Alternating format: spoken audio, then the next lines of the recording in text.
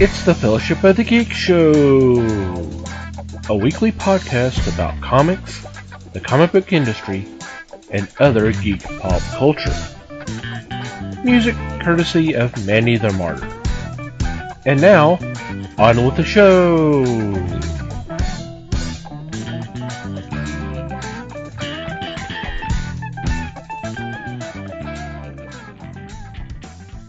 Hey everybody, it's the Fellowship of the Geeks podcast. My name is Thomas Chick, and joining me for this episode is Mike Marlowe. Hey gang. Les Webster. Hello all. And Liz Newman. Hello everybody. How are you guys doing? Fantastic. Delightful. Super.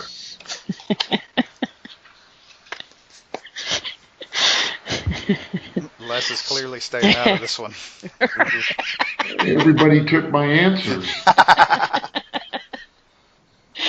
Well, I hope everybody's doing okay out there. So, what's been going on in your corner of the galaxy? Well, oh god, what was I going to talk about? Oh yes, I'm prepared. Let's see. I've been trying to. Well, I picked up some new books this weekend, and at my local shop. And the one I've been reading is another monstrosity of a book. It's just huge. I had gotten for Christmas. I had gotten one of the big collections of The Tick. I think it's the first one. I'm not 100% sure because it's hard to tell. Continuity is not a big deal for them. So it can be hard to tell. There are several of these monstrous. You might as well call them an omnibus because it's like over 400 pages, and so I'm reading through that and just having a blast with that. I don't think if I did anything else interesting. Not really. This past weekend was busy, but mostly home stuff. So. Okay. Well, for my 15 minutes today. Oh God. Oh God, no. Anything but that. Yeah, since y'all told me about it and everything. Now, I did get caught up on some of my reading, and one of the things that I read, which is going to lead me into my rant here, was The Damned, Batman 2. I really like this story. I like the artwork. I like that Batman's not the typical Batman that we've been reading, and it's just kind of out there. And now there's reports that they're not going to make a third one. How can they do that? Oh, I mean, joy. It's just been delayed to May. It's going to come out. See, I thought they said now that no, they're not going to do that, and they're definitely not going to put it together in a trade. And it's kind of like... They're backing off because it's in the May solicits. Yeah, because I think it was actually Jim Lee said that there wasn't going to be a third one. Because it was kind of one of those, wait a minute, the way this one ended, either Batman... can I spoil it since it's been out for a while? Go ahead. It really looks like Batman's about to kill Harley. I mean, she came at him dressed up as the Joker, and she wanted him to kill her because she couldn't live without the Joker, and he pretty much told her no, because he's still not for sure yet if he's the one who did that. Or that if the Joker's even dead, really, which we saw his body in the first one. It'd be weird if he wasn't. But, but it's like you can't leave a story like that. And it kind of reminds you of a TV series that you've put in a couple of seasons, and then it ends on a cliffhanger, and then it gets canceled. It's like, what? Did he jump off the freaking duty cliff? So...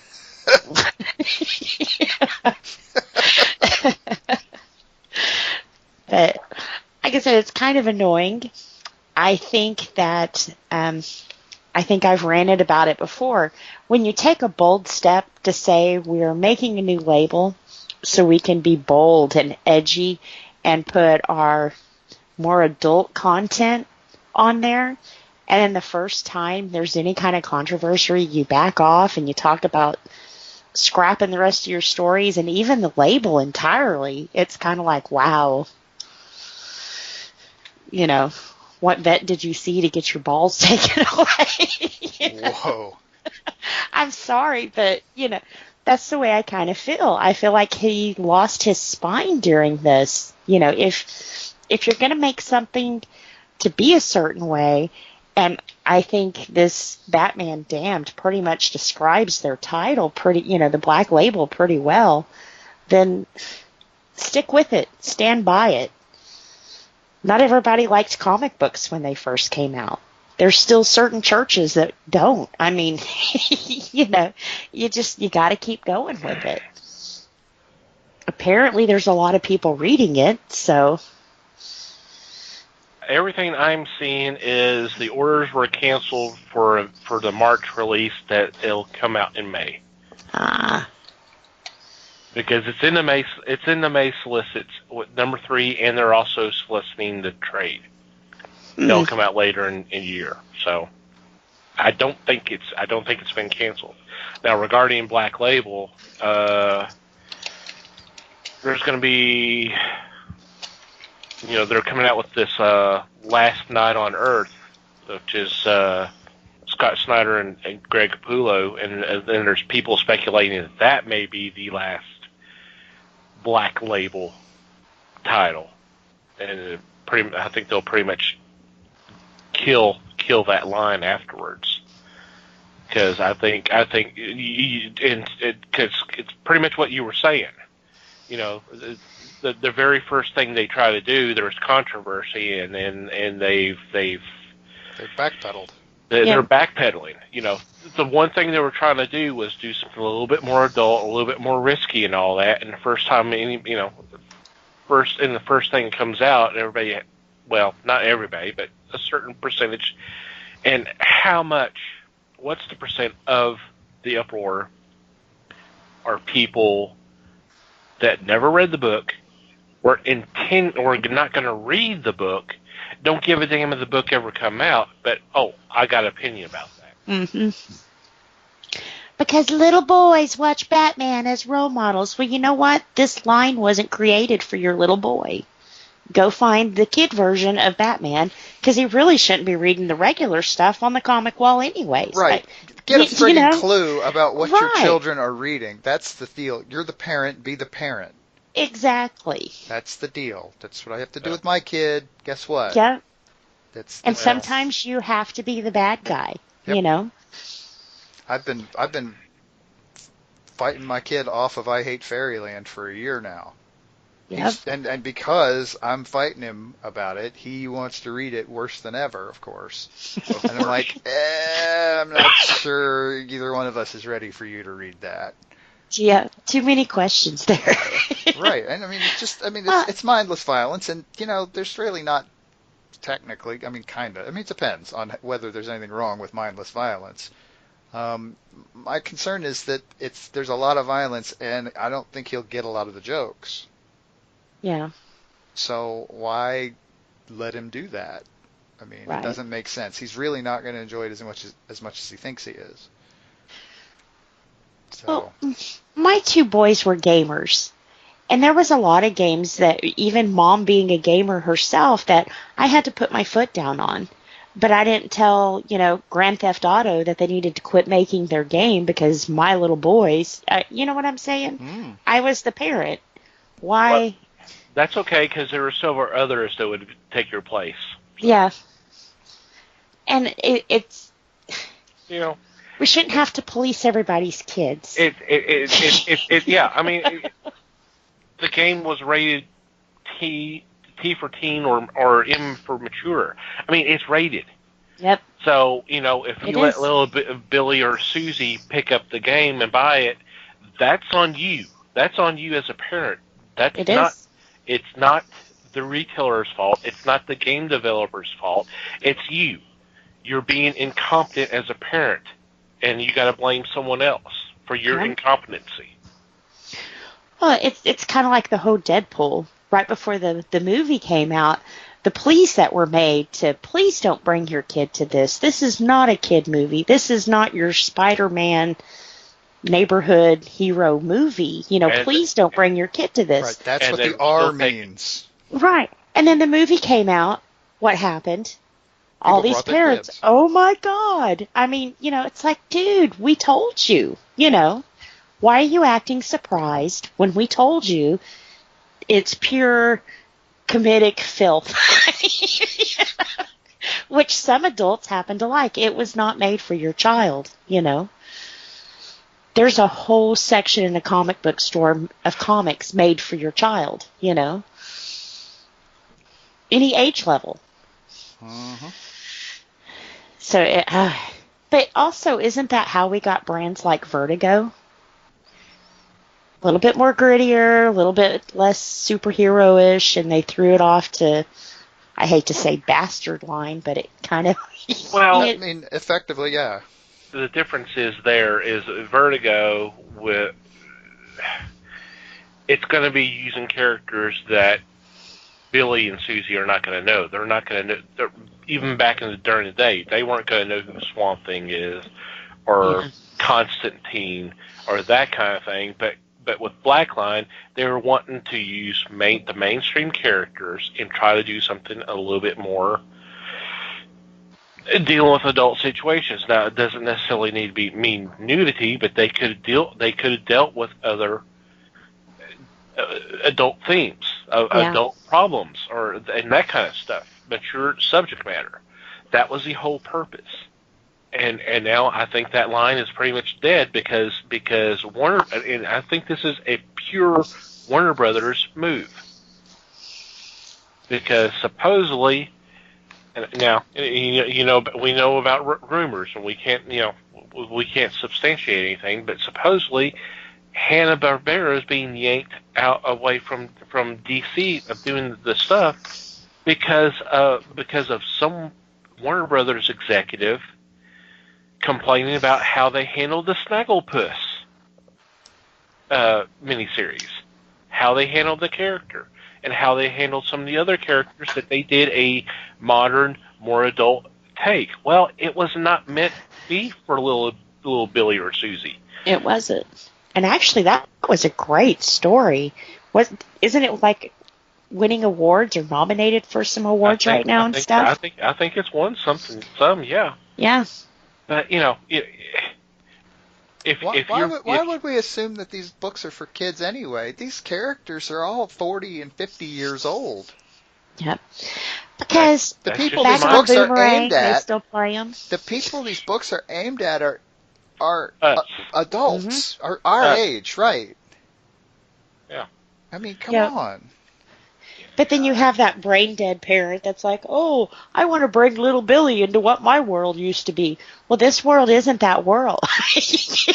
Well, and fucking read it first. Exactly. But then they get all offended because they didn't, There's other alternatives. Yeah. Don't let Billy or Susie read Scooby Apocalypse. You got Scooby-Doo, Where Are You? And Scooby-Doo Team Up. There you go. Yeah. Right. What's your first hint? The word apocalypse in the title. That's your first hint. Right. I mean, come on. Or how about Scooby ripping a zombie apart on the cover? Yeah, if you look at the covers, you're going to go, yeah, this is not something for my 8-year-old kid. Mm-hmm. Or even 12. Although, at that point, I'm sure they've seen worse on TV that you seem to have no problem with. Right. Exactly. Yeah. Letting these little kids watch The Walking Dead, for crying out loud. I mean, come on. Yeah. So. I don't get it. I thought it was really cool and really great, but that's because you're the target audience. Right. And I loved the stories. I like the I want to say dirtier, the more heavier, not watered down story. They're going full throttle, and it was pretty cool while it lasted. Right. So, Well, yeah, there will be a number 3, and it will be collected, but who knows what's after this? I mean, like I said, they just announced the Last Night on Earth, Batman Last Night on Earth, and that's Blackline. But beyond that, other than them basically moving other completed works over using that label, like Watchmen and DC New Frontier, which I still don't understand the thought process there, and stuff like that. yeah. That may be all new. This line would be. It's going to be just okay. It's going to be this stuff because it's not necessarily DC. It's certainly not Vertigo. So we'll just do this. So I guess I think that's the fate of this line, and that's a shame. It is. It really, they could have done something good there. And, I understand DC we want new readers and we're trying to hit a new target audience, but come on, dude, don't forget about your regular core audience. Your core audience is no longer 8. We've grown up and we kind of expect our comics to also, I'm not sure their core audience was ever 8. Well, you know what I mean, though. Emotionally, maybe. But. Yeah. Some of us still are, but yeah. Right. I'm still 13. So, yeah, I mean, so it would have been nice to have let's keep our core readers happy because let's face it, we've kept the lights on for them. We've kept their printers going, So keep us happy. And yeah, sure, do your little side thing where you want new readers and everything else, but keep your core happy. We're the body, Well, that keeping your core happy is kind of a tricky thing, especially if you're paying attention to what's going on in social media. So yeah, which is true. Why I'm not. But anyway. Yeah, and you're probably you should be. I'm sure you're grateful that you're not, and I envy you. So, but see. And without saying too much about that, I think the same thing that's going on in social media is the exact same thing we just said.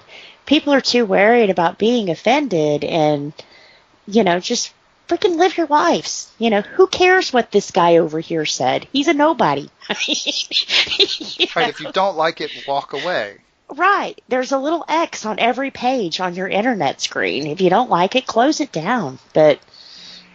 stop with the crying and the death threats. It's a thing of entitlement. Yeah. It's an entitlement and anonymity. Yeah. It's real easy to say all kinds of horrible shit to people when they don't know who you are and they can't track your ass down and That's true. Get back at you. But I can 100% say I have never said anything on social media that I won't say to somebody's face. But then again, I'm not the type that I'm always throwing my dirty laundry out for everybody to read about and then, be one of those with the fishing pole, fishing for compliments or sympathy. I'm not that kind of person either, I don't want to tell you what I had for breakfast. But here, look at this cute puppy. Oh, so you're not on Instagram. There you go. All right. All right, your 15 minutes are up. Yeah. How about you, Les? Yeah, seriously. Seriously, been 15 minutes. Well, hey, y'all kind of helped on that one. We did. You got us rolling. I enjoyed listening, that's all. That was very interesting, and there are things that were said that I agree with, some that I don't necessarily agree with, but it's all according to your views. Yeah. And as far as I'm concerned, Vertigo was a really good title. Vertigo put out some unknown titles, some characters that were never heard of, and that's what I enjoyed. the Beautiful Stories for Ugly Children, I thought was one of the best titles they ever did. That sounds like an awesome title. That is an awesome title. I hope that you took part in that because it was freaking phenomenal. But I was a beautiful child, so I missed it. They were like horror stories, but they were warped, which was just funny as can be. That's cool. And that's a title that I was looking for every month because it was, to me, it was really enjoyable. But they strayed from that, and to me it was a shame they did, because I thought that it was one of the best ideas out there of any publication, and yet it fell to the wayside, and since they really haven't accomplished anything of that magnitude. Thomas was asking me, or was saying the other day, people were asking what to collect, and I come to think of it, that would be something I would like to see, is a complete book of beautiful stories. It was something imaginative. It was something definitely worth the read. So, let's just step up and make it a title that is going to live in trades. I think we're all looking for that. I laughed because I could hear your keyboard going. Keyboard. And I laughed because I was thinking the same. I was like, I want to Google that. That was what I was thinking, and then I heard your click, click, click, click. I have to have that. Well, hopefully it is collected, because it was some of the best stuff. No two ways about that. Okay. Other than that, I bagged and boarded comics, so not real active. Just that sounds pretty bagged active. and board forever. That's something I need to do myself, so you're one up on me. Alrighty.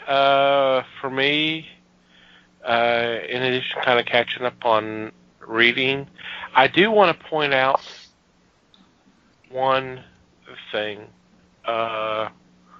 which I had kind of caught me by surprise.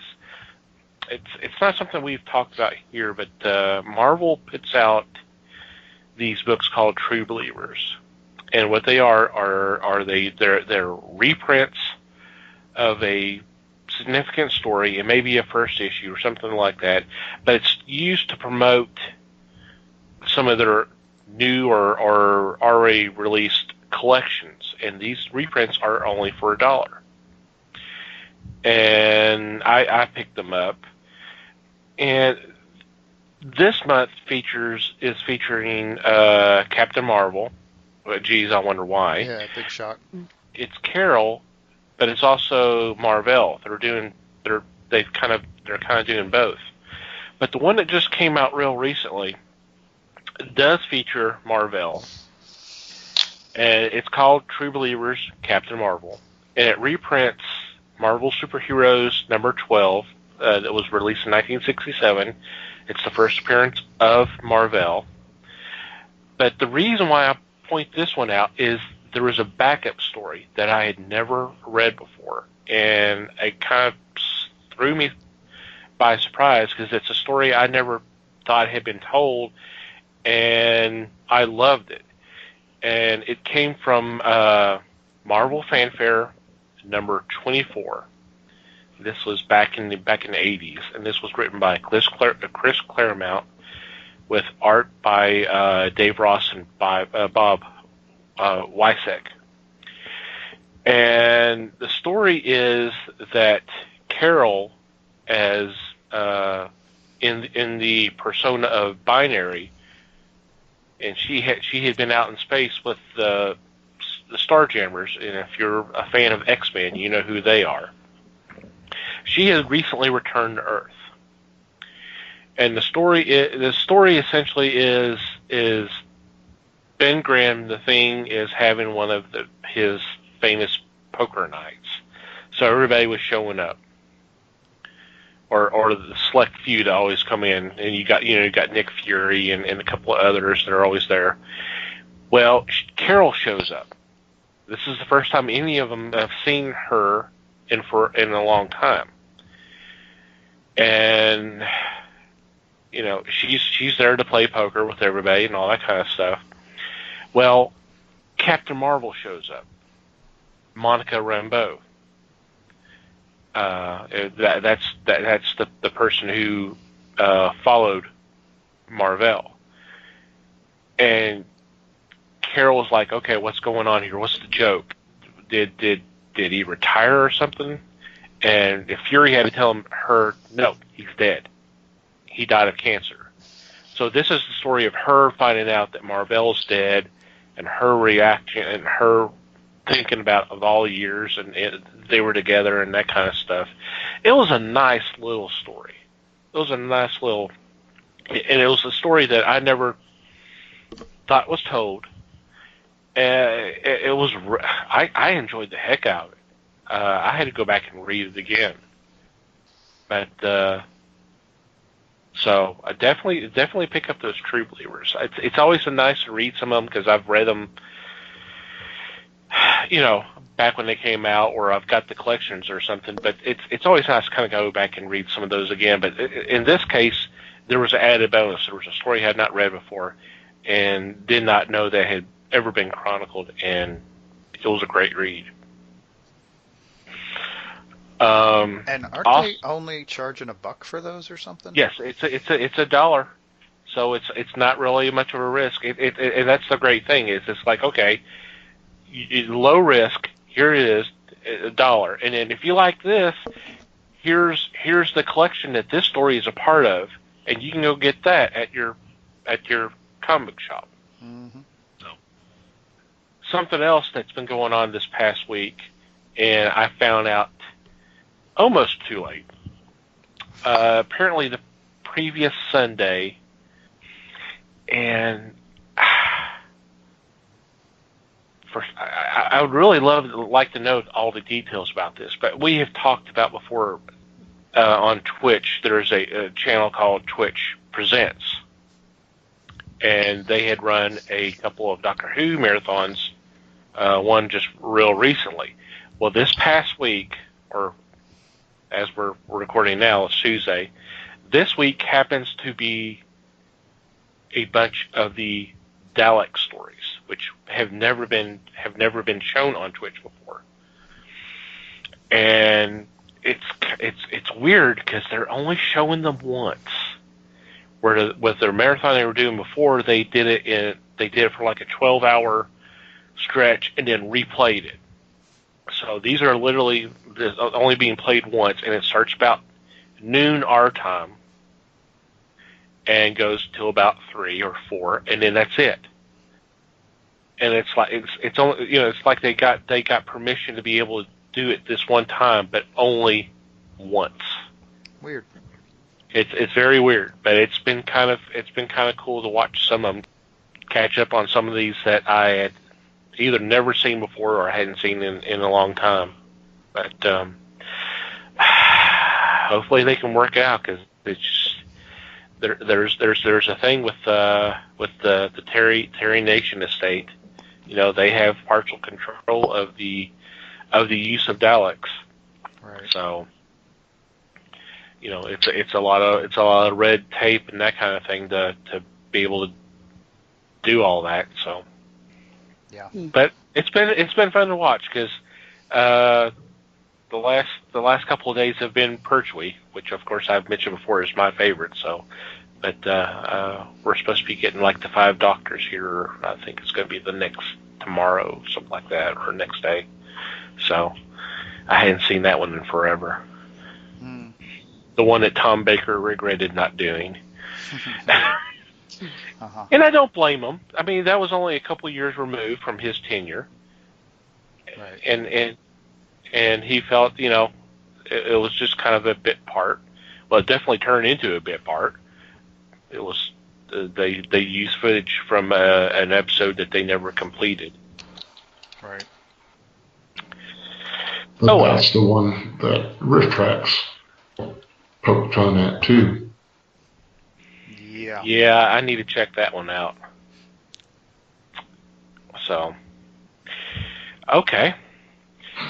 Well, before we get into this week's discussion, I want to take a couple of moments to thank our friends at Things from Another World for being a sponsor of the Fellowship. If you go to our website, www.thefellowshipofthegeeks.net, click on the Sponsors tab. We always update that page regarding deals that they're running. And right now, it's just their standard 50% off Nick and Dent comics.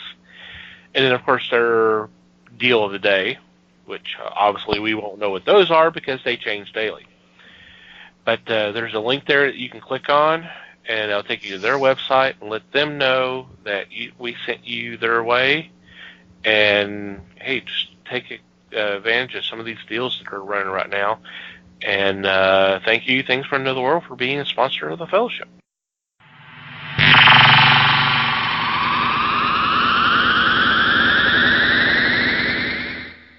Okay. Today is a special day, I guess. This is episode 150. Hey, the naked episode. Woo! Les, why did you do that? Say naked. We're supposed to be naked? Yeah, y'all aren't wearing clothes, are you? We're supposed to be naked for this one. Come on. I missed the memo. That's because I just made it up. Now I'm really scared. And in case you didn't know, boys and girls at home, we're all in our own individual homes by ourselves, so it really wouldn't matter if we were naked, but it's too damn cold outside for all that anyway. Yes, so it is. Right. Well, okay, if you're saying that, then I'm gonna. Oh, what? do what you Put want. your clothes Man. back on, Les. Man. Yeah, if you're gonna sit out in the median of the highway to record, you cannot do naked episode time. It's just not. That's right. It's That's Gotta right. make them slow down somehow. Wow. That might just do it too. Did I just see... I couldn't. And all of a sudden, I've got the song "The Streak" stuck in my head.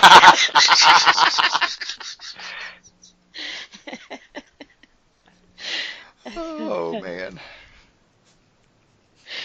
You're welcome. Yeah.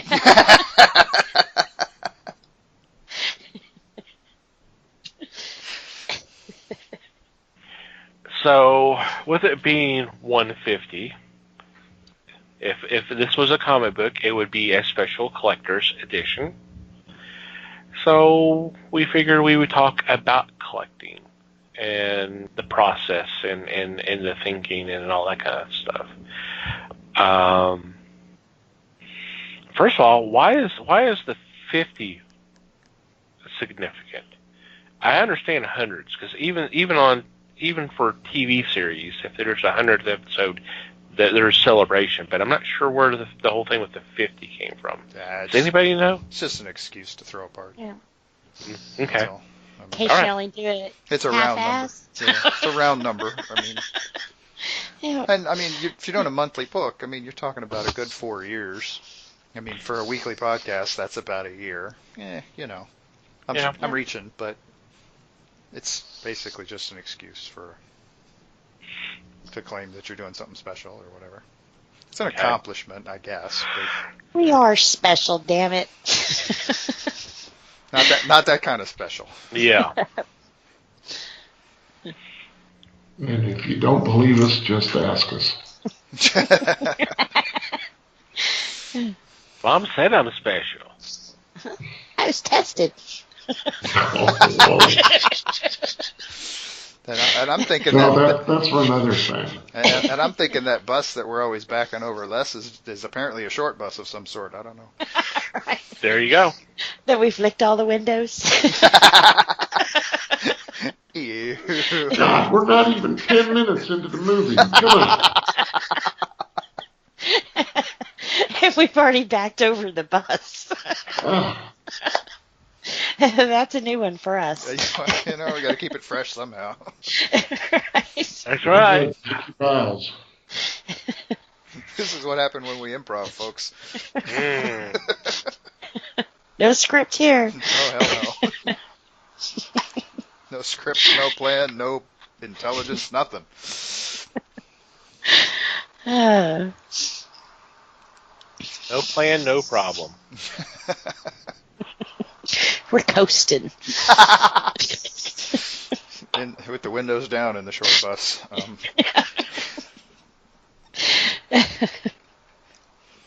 Anyway, collecting, right. Or as my husband calls it, hoarding.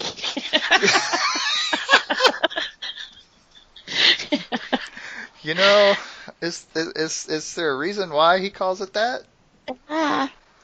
Could be.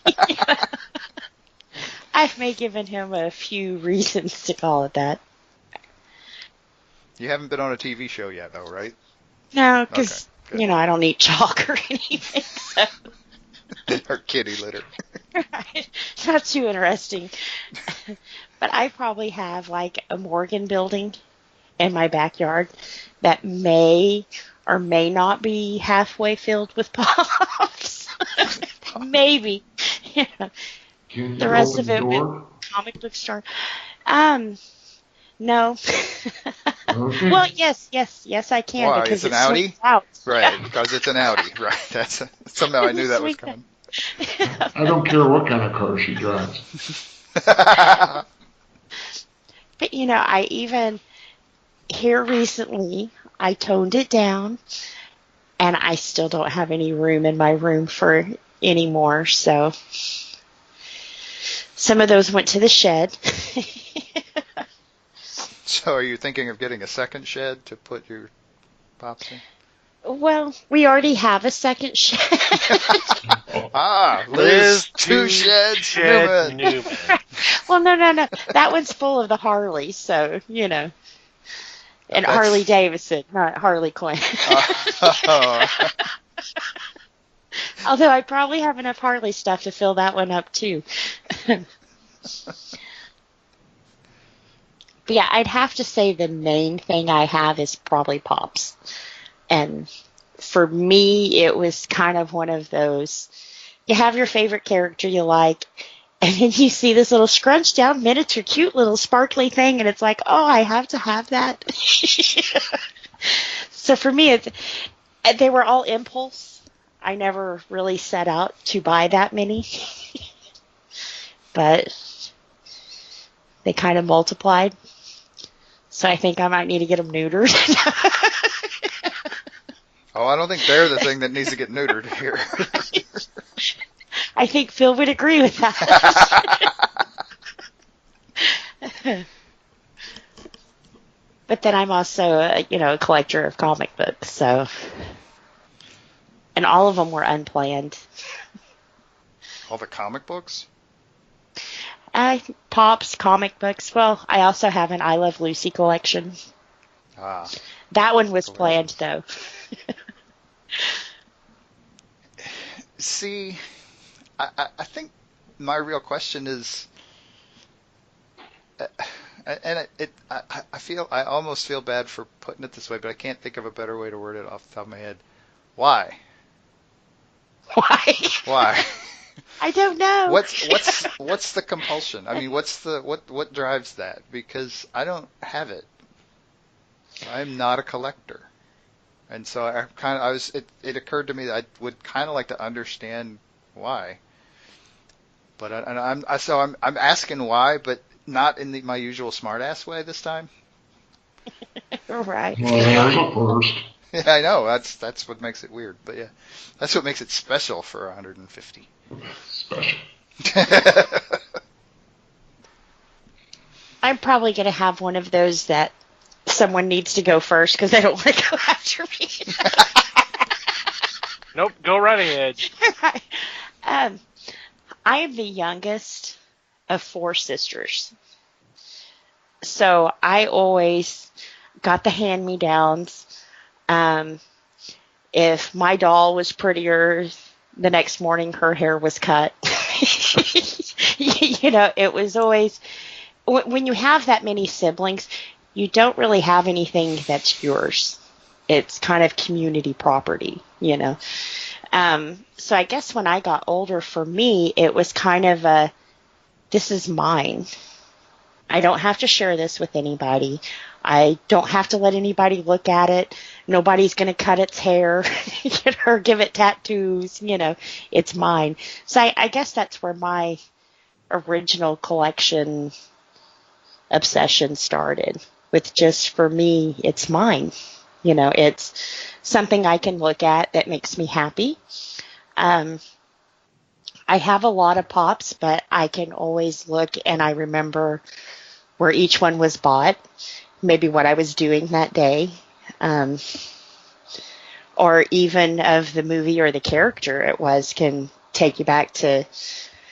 I have The Muppets, which was the first movie I ever saw in a movie theater. So I guess for me it's kind of recapturing, as far as the toy end of it, it's kind of recapturing a childhood that I didn't have. I guess, not saying that my sisters were horrible and that kind of thing, but, when you have a large family like that, if you got something special, you shared it. If shaving Barbie's head is not horrible, then what is, really? Well, we had a cousin who would not only shave their heads, but he would bury them, and then he would pee on top of them. So we wouldn't dig them out of the ground. That was horrible. I could deal with the punk rock Barbie, I have nothing to say for that. I too am at a loss. I thought everybody had one of those kind of cousins, No, most of us have to just settle for watching Toy Story and seeing that kid. Sid? Yeah. Yeah, I think Larry David could be compared to Sid.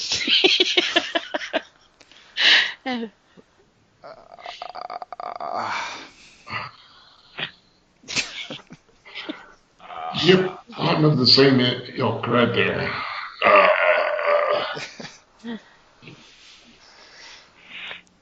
Okay, that makes a lot of sense, really. I mean, yeah. I'm not saying it's healthy. I'm just saying it makes sense. That, I'm and kidding. honestly, I like cute stuff. Anything cute, I have it. Anything cute, it's mine. It's mine. If I don't have it, I soon will. But before I just collected, like I said, I Love Lucy stuff, in my adult years, because of course, the stickers and all that other kind of crap, Garbage Pail Kids when you're younger. But I think my first real home with my first real collection was my I Love Lucy stuff. And I think I kind of branched out into my comic world because there's more. It's not just Lucy, Ethel, Fred, and Ricky. There's more that you can collect, and it's not just dolls or plates. Yeah, you got Dino, Desi, and Billy. Who else? And Lucy? No one knows who Dino, Desi, and Billy are, huh? Before our time. Oh, come on now. Shots fired. Dino was Dean Martin's son. Desi was Desi Arnaz's son. And Billy was a third musician. It was a group. I didn't know that. And nobody knows who it is. Okay.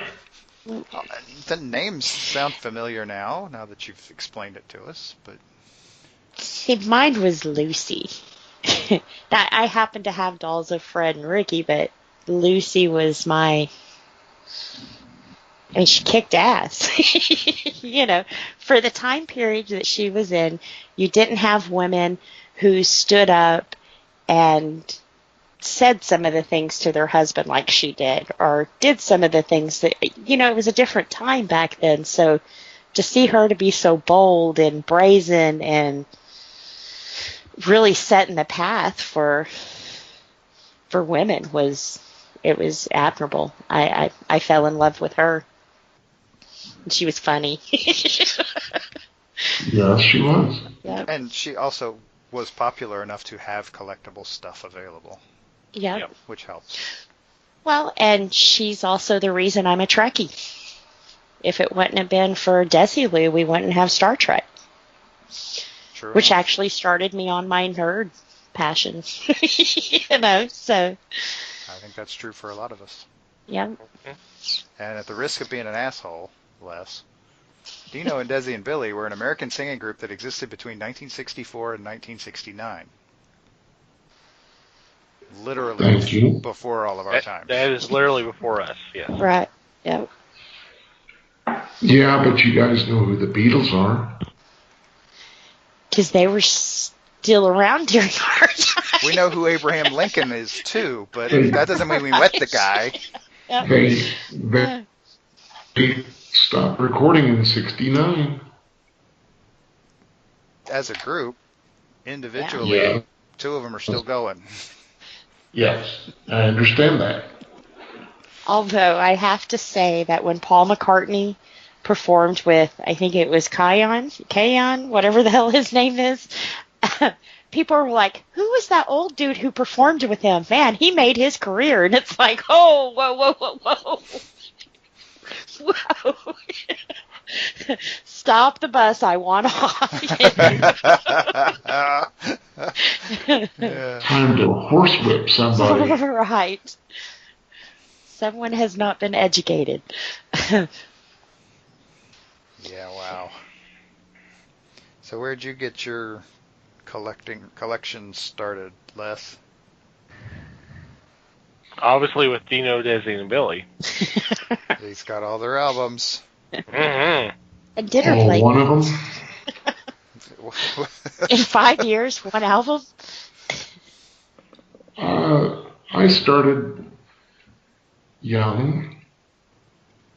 I, too, had the pleasure of siblings, but I was lucky enough to be really the only comic book reader of the group. So when comics were brought into the house, either I bought them, or if one of my parents bought it, they would go to me, because I was the only one that would take the time to read them. And that's where I started collecting. I decided this is kind of cool. I remember getting The Flash, number, I want to say 105. Does that sound right, Thomas? What was it again? And it was right after that first appearance of the Golden Age Flash. Yeah. That sounds, around there, yeah. And I remember getting that, and I was hooked on it. And I looked at the cover. It gave, it gave issue 105, I believe. And I wanted the previous stuff. Of course, that was done in the 40s, so I wasn't able to track it. but I was hooked. It didn't take much to get me going with this. I was mesmerized by the idea of these monthly comics coming out, and I could buy them. So, I thank DC for setting me off in the correct direction. And I've just collected whatever I can find, whatever interests me. And that's the big difference. Don't buy just anything. Buy stuff that interests you. Whether it's an author, an artist, or a character. Start with that and continue with it. You don't necessarily need to go off on tangents. So you probably can't afford to go off What's on tangents. that? Right. So that's what started me off. See, when I got into comic books, though, you went to your little drugstore. Now, this is like late 80s. You went to your drugstore, and maybe this month they would have Superman, or maybe this month they never had it regular. It was hard to follow along in this series because they didn't carry them like that. I don't know how they ordered or, but I think at the very beginning of my comic obsession, it was Mad Magazine because that was something they had every month, So I have a lot of those too. Unbid Mad Magazine's there to warp your mind right off the bat. Yeah. And it was kind of the gross out, funny humor, which was typical for that time period of Garbage Pail Kids and that kind of thing, Yeah. But it was readable and it was enjoyable. Mm-hmm. And like I said, I would pick up whatever they had because, who doesn't like superheroes, And really, out of 4 sisters, my sister that's next up from me, she's 2 years and 4 days exactly apart from me. And she was like tomboy, major tomboy. So she, she didn't really do the comic thing, but never really hated on me for being a nerd because she was kind of in that same wheelhouse. Instead of X-Men, she liked Dukes of Hazzard, So.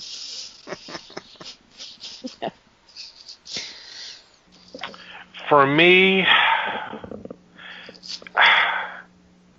I got into comics basically through. I think I may have I've said this before on our prior podcast, but I can't remember. Through my dad and my uncle, they would buy me comics, and frankly, they read my comics as well. I would pick them up. You talk about grocery stores. There was a small used bookstore that was near my house that I would go pick up books. Les will remember this. I think this was before Mikey's time. It used to be the 5 and Dimes had a package of 2 or 3. Yeah. Where you get them for 35 cents or something like that, and you get 3 books, or you get a couple for a cheaper price. And so that's how I got into doing that. It was early 80s before I even knew that there was actually a store that was specifically designed to carry comics. I've heard of newsstands, and I've seen other places have it, even or regular bookstores, but an actual comic store, and it was probably mid '80s before I knew anything about trying to bag them, and God, the bags back then were horrible compared to what we have now. Like big trash bags.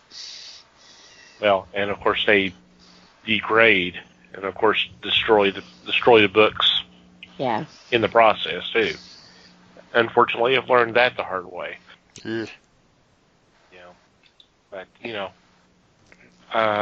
in regards to collecting other things, I had a lot of the Star Wars stuff as a kid, and of course I got rid of those because hey, I'm growing up. You were a kid.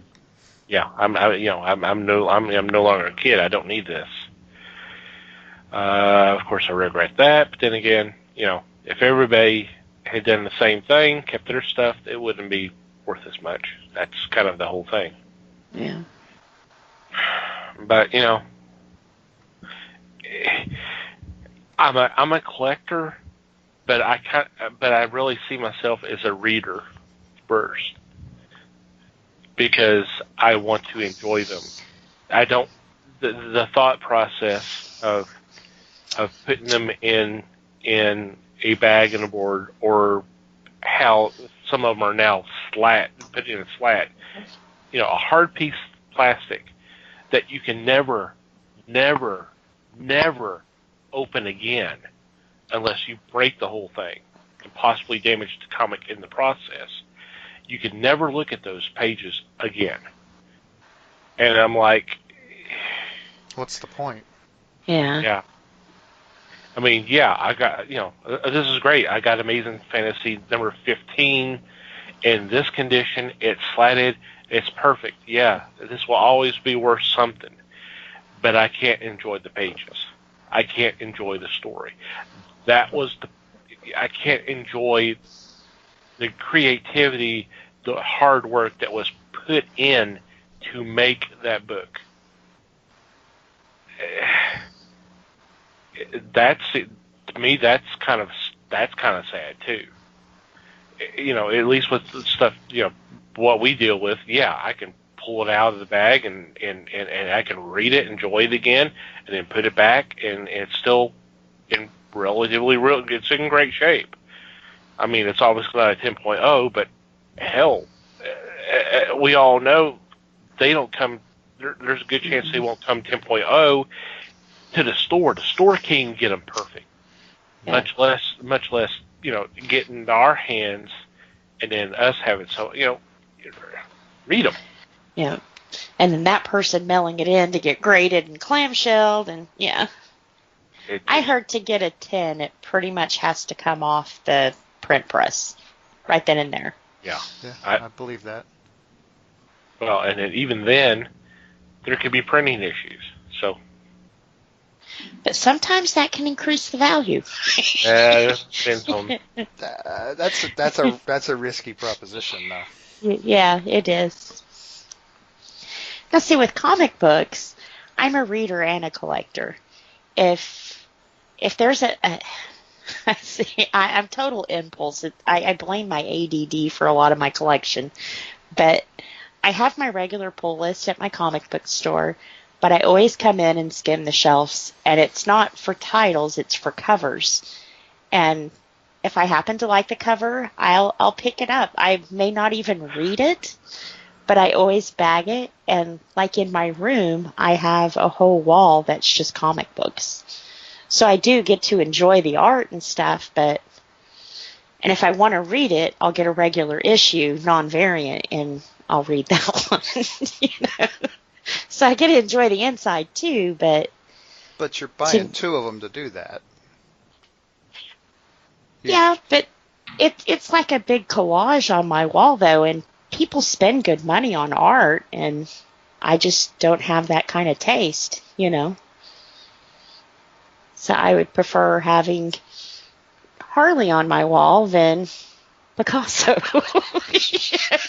You know, not that I could afford Picasso, but I don't know. By the time you've bought all that stuff in those 2 sheds of yours. that's true. That is true. But yeah, to me, I enjoy the artwork immensely. And sometimes the covers, when people are like, oh my God, they're putting out 10 covers for this one issue, I'm the sucker that's targeted for. Out of those 10, I'll at least see 4 I have to get, you know.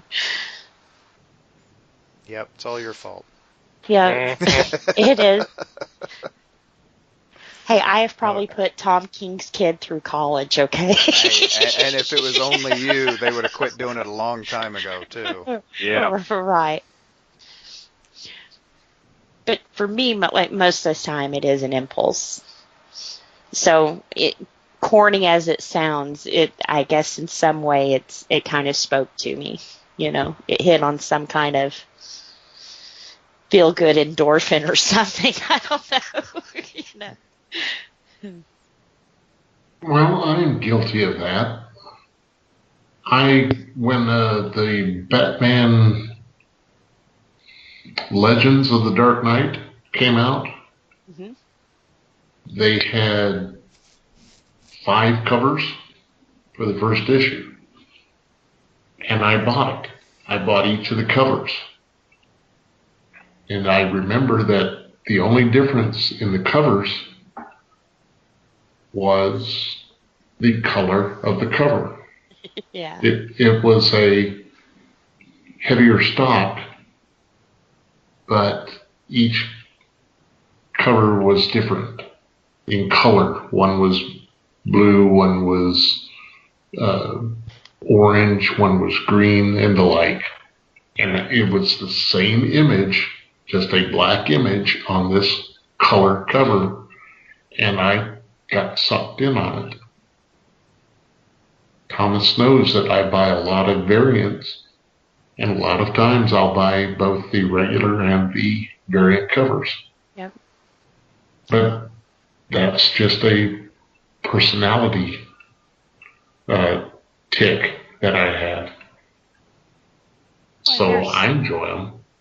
There's also certain artists, like Frank Cho. Whatever he does, I don't care what book it's on, I want it. He's amazing, you know. And you never even have to look for his signature to know that's him, you know. There's True. a couple of them. Amanda Connor, same way. I don't care what it's on, I want it. She's got this face on her girls that is just so freaking cute that you know her style immediately.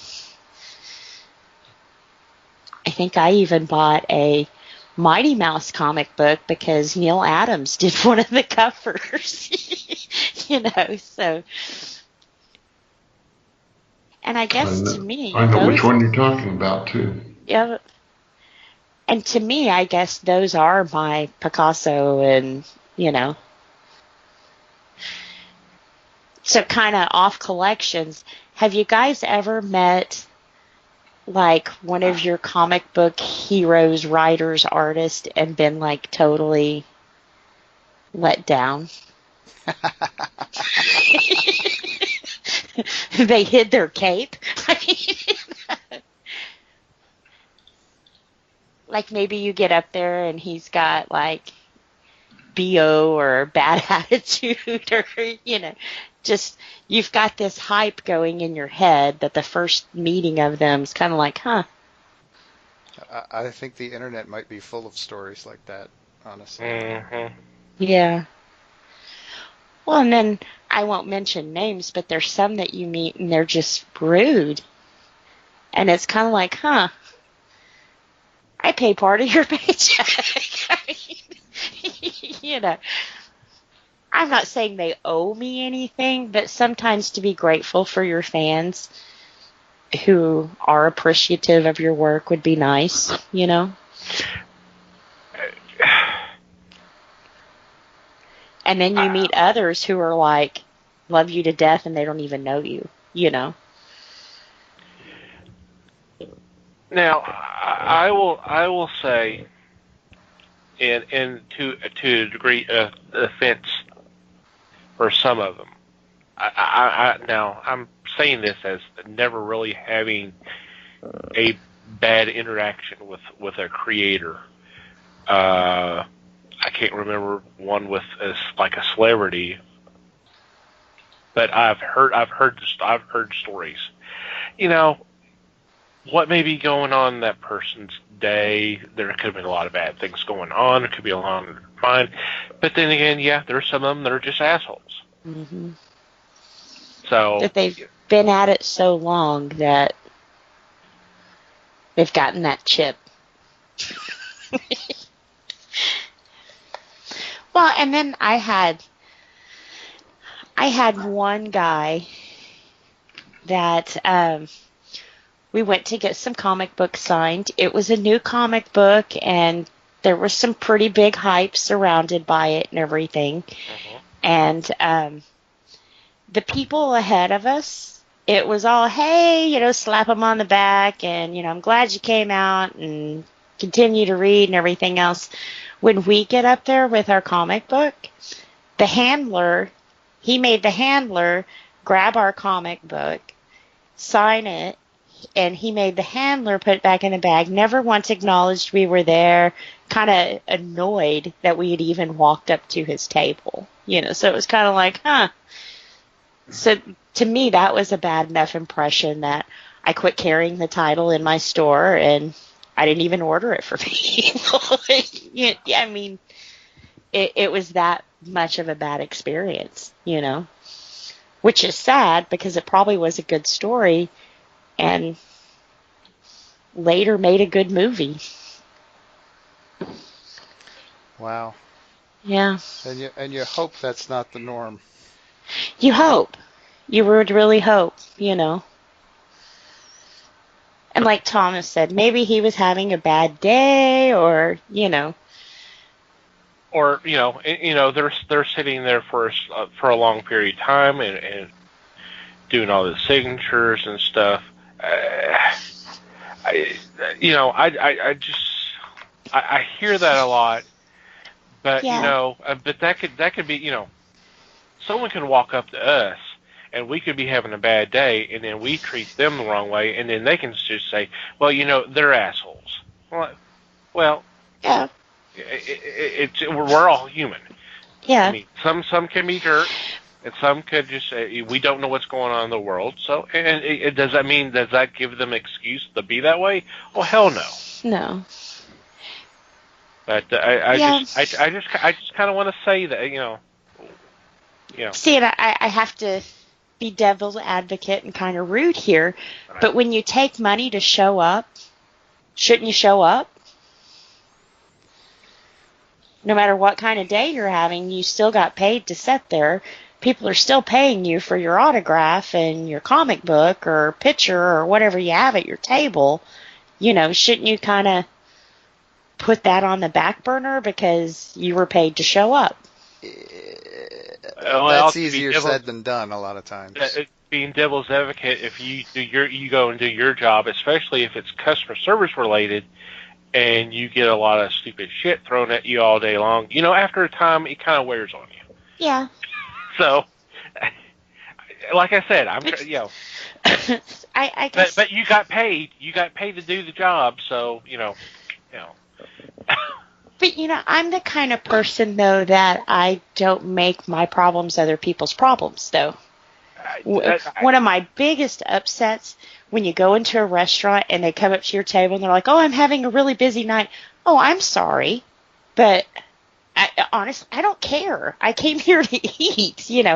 I don't want to be in on your problems because that's your job, your problem. I just want my food and my drinks. Get it to my table on time and you can have a tip.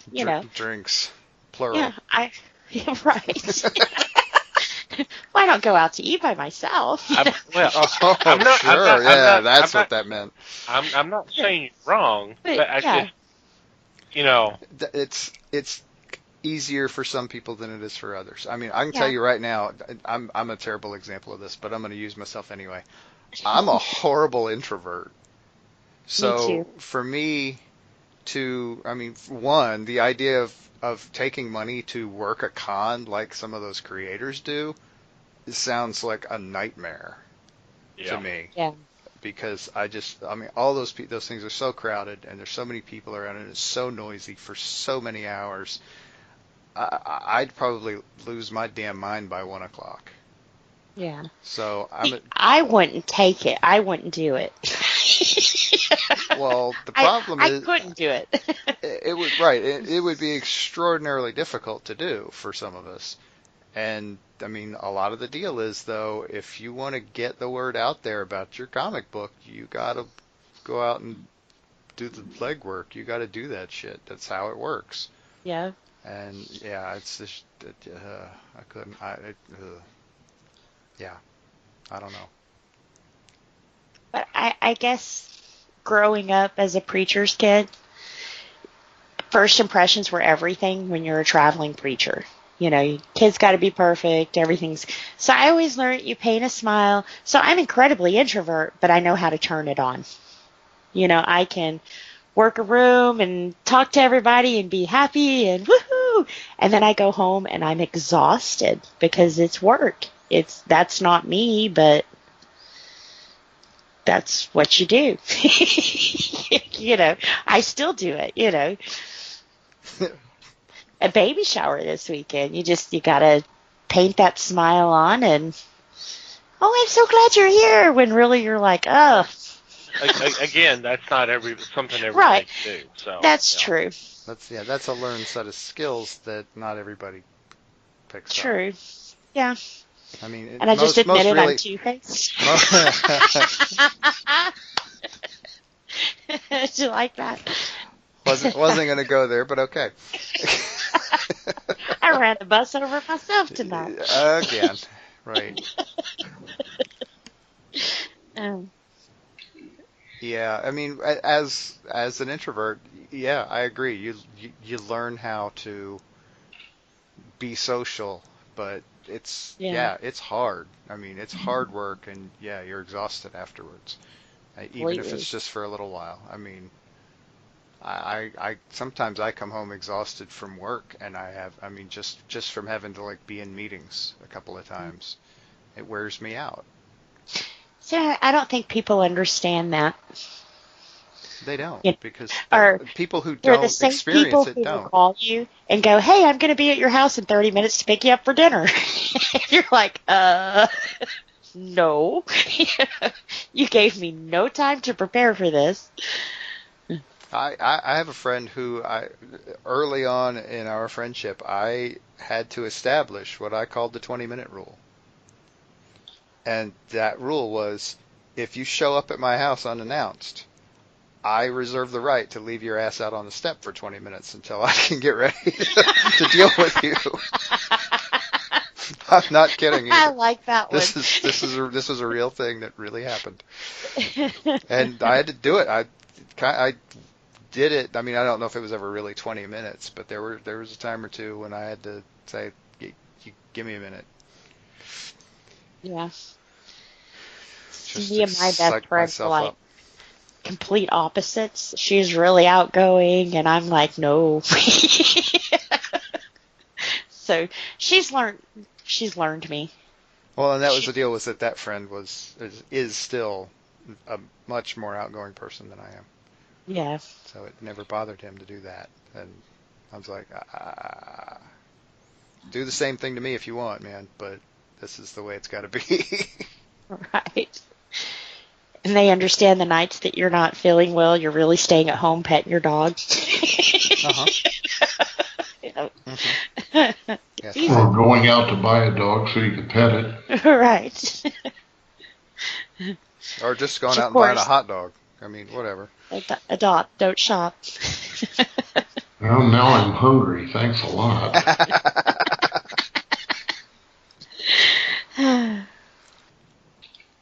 Well, if I may, in the opposite direction, I've been to conventions and met creators that just floored me.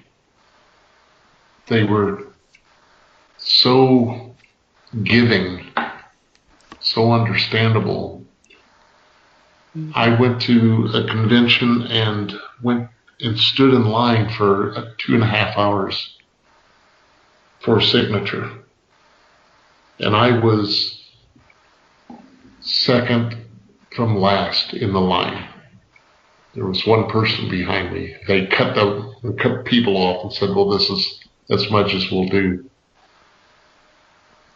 I got up to the front for a signature, and the celebrity greeted me like I was the first person in line.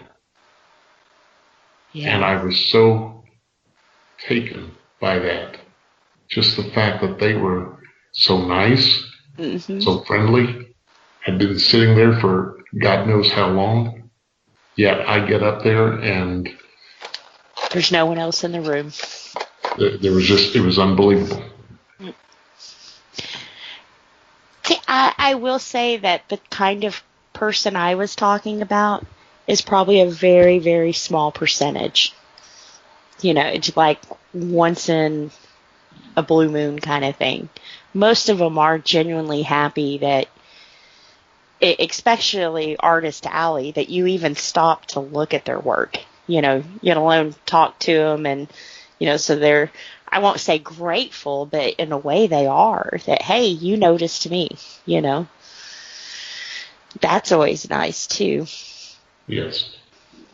But I'd have to say the most friendliest person I've ever met that I just wanted to wrap him up, stick him in my pocket, and take him home was Jason David Frank, the Green Power Ranger. He is the kid that grew up in my house that never met me. I watched him from the first to what he's doing now, you know. But we had gotten there late, and photo ops had already sold out. So it was like, but you know what? I'm at least going to go see this guy. You know, we are this close. We're at least going to go see him.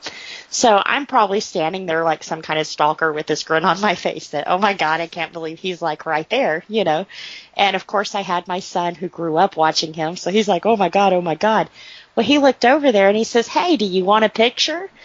And I said, oh, no, you know, we didn't get the photo op, you know. And he was like, no, come on. There is a line of people sitting there waiting to hit their picture with him.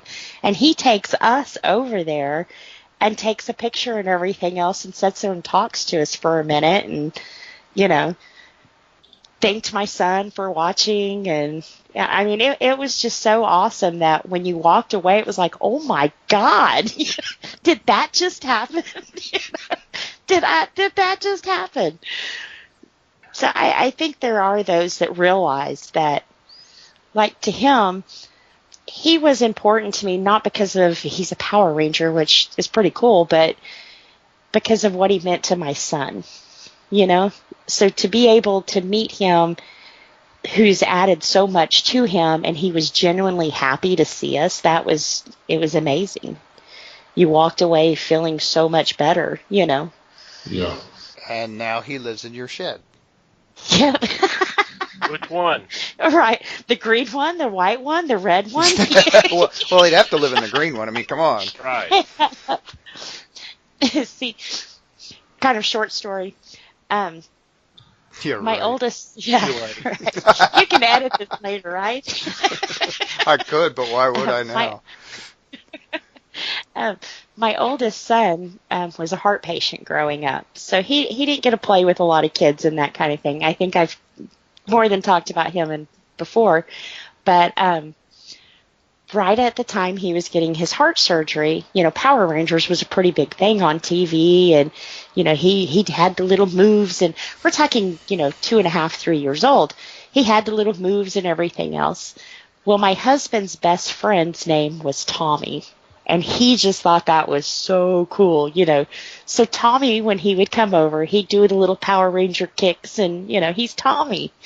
So for his surgery, where my husband worked, they all took up a collection, and Tommy made sure to go out and get him his very first Tommy Power Ranger action figure, you know. So that Tommy went through 2 heart surgeries, 3 catheters. I mean, it was, so like I said, it was just kind of cool that when you have something that was that important, and then when you met him, he didn't know any of that, but we were still that important, Yep. That was just amazing. And I'm glad we got a picture, because I know that's something my son will always remember, that his mom was cool enough to get him a picture with the Green Power Ranger. Well, I don't know about cool, but yeah. Let's not get I don't know if crazy he would have been offered a picture if I would have been standing there. Who knows? Yeah. But yeah, it was pretty cool. That is a great story. And then I'm also wondering, that line of people, how much they paid for pictures that I got off my cell phone for free. So, yeah, because he didn't charge us or anything for it. Like I said, it was amazing. Pretty cool. Yeah. See, I don't have stories like that because I'm such a hardcore introvert. But anyway, I don't even like standing in line for that stuff. See, if I go to places like that, I guess it's mom mode that comes out in me, because I had my sons with me, and matter of fact, if I'm usually out and about, you usually will see one of my kids with me, and 9 times out of the 10, it's going to be Brandon. I don't know if it's like a boost of confidence or, makes me in protective mode because my kid is with me, and so I'm a little bit more comfortable. I don't know, but I always feel better if one of my kids is with me or someone's with me. So thank you, Brandon. And Brandon's going, "Oh, Mom." Yeah. Oh, he's past being embarrassed by Mom. That I can believe. Yeah. And if you come to our meetups, you'll meet Brandon, because he's with me. Go figure. Right.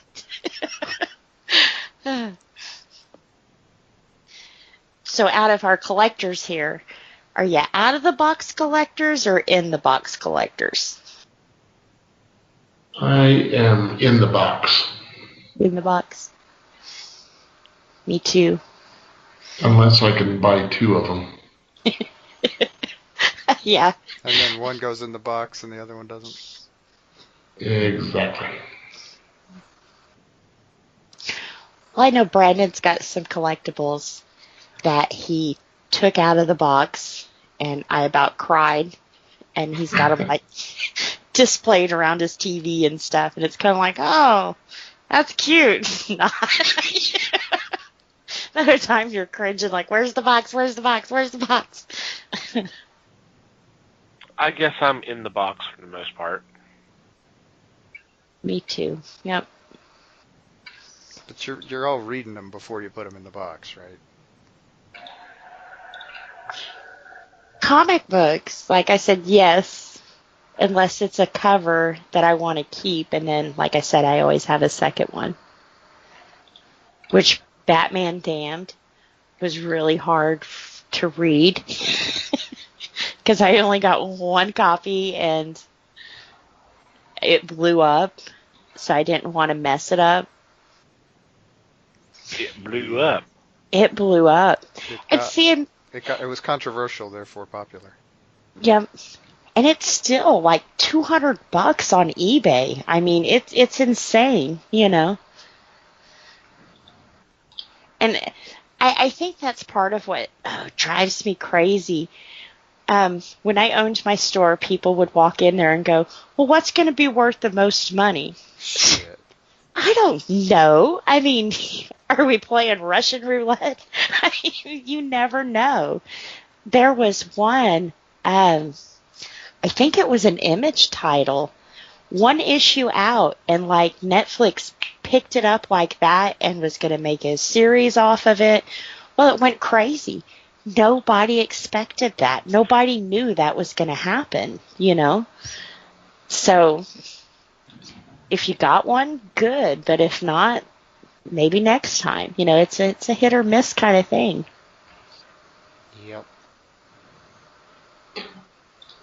I always enjoyed that type of discussion of what's going to be most valuable. And it just floors me. Mm-hmm. Because I want to kick him in the teeth and go, just buy something and shut the hell I want to see you do that. I would love to. I would really love to see you do that. Wouldn't you, Mikey? Oh yeah, get that on tape. Record that because I want to see. I want that on YouTube. Yeah, we'll post it on YouTube.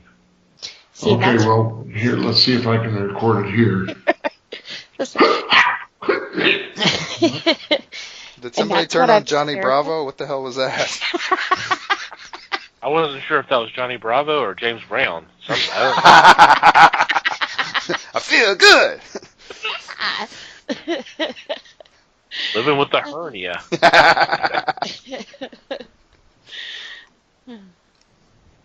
Or they grab the number ones, thinking they're going to automatically increase in value. Not if it's Marvel. Yeah. Ouch. Yeah, just wait for the second print. Well, wait in 6 months when the next series number 1 comes out. Right. Okay. True. Well, I had somebody bring me like a box of comics, and it had like older Superman and the Hulk and oh man, just a variety mixture of stuff.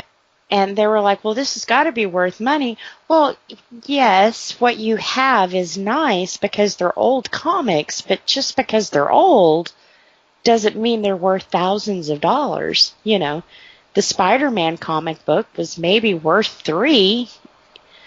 See, it's a little bit more than what the issue price originally was, but, not that much, Plus, they're in a box, no bag and board. I'm sorry. Yeah, see, I'll give you $5 for the box. Right.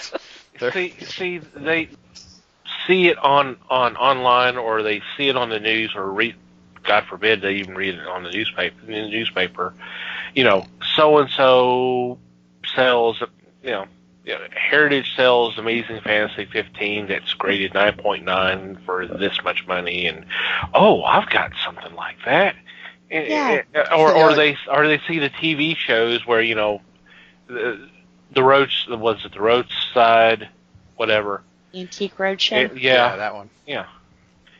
And I've got comic books. This has got to be worth something. Yeah, they're from the 60s.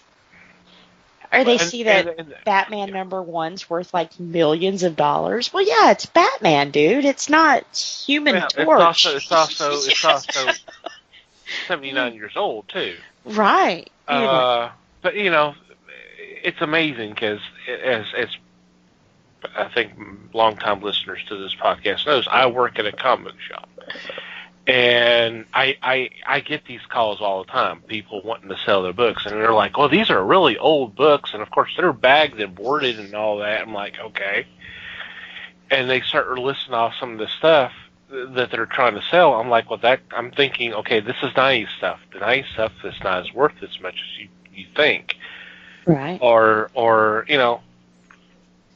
Or that the one that is real old from the 1970s, they put out 20,000 issues.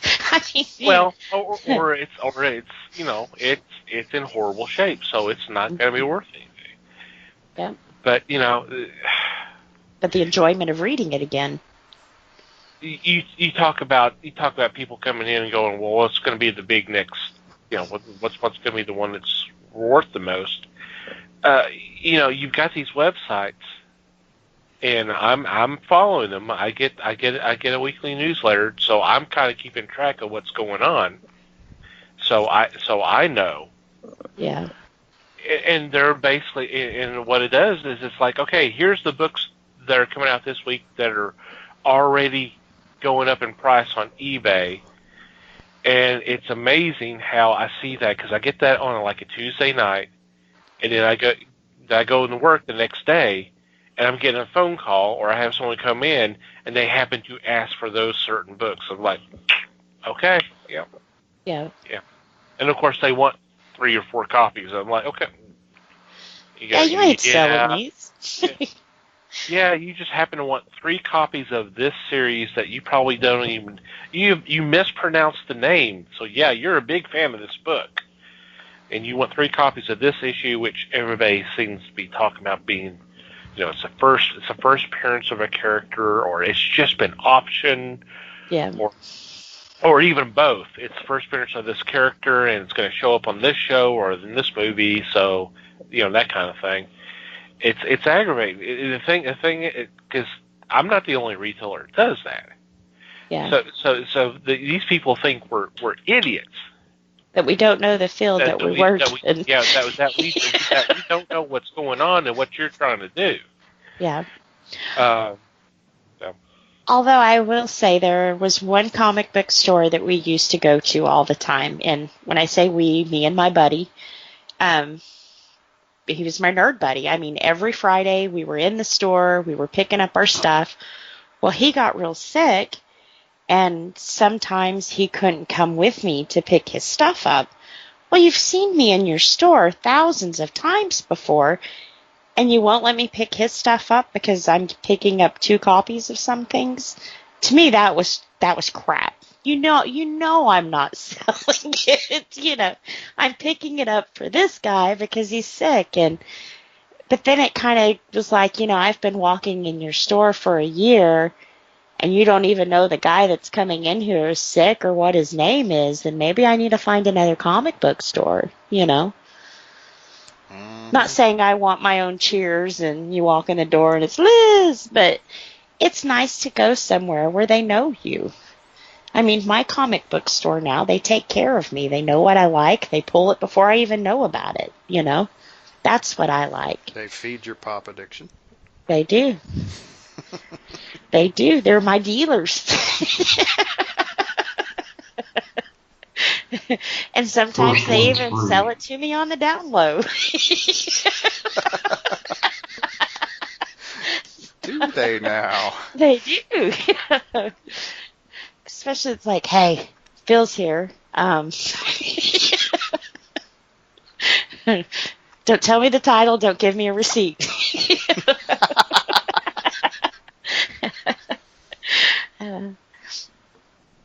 Just put it in the bag. Put it in the bag.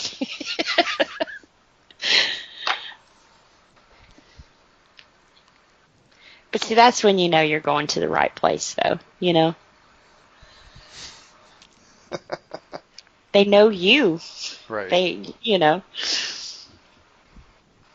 But it took a lot of comic book stores to find it, so if you're listening and you haven't found your comic book store, it's out there.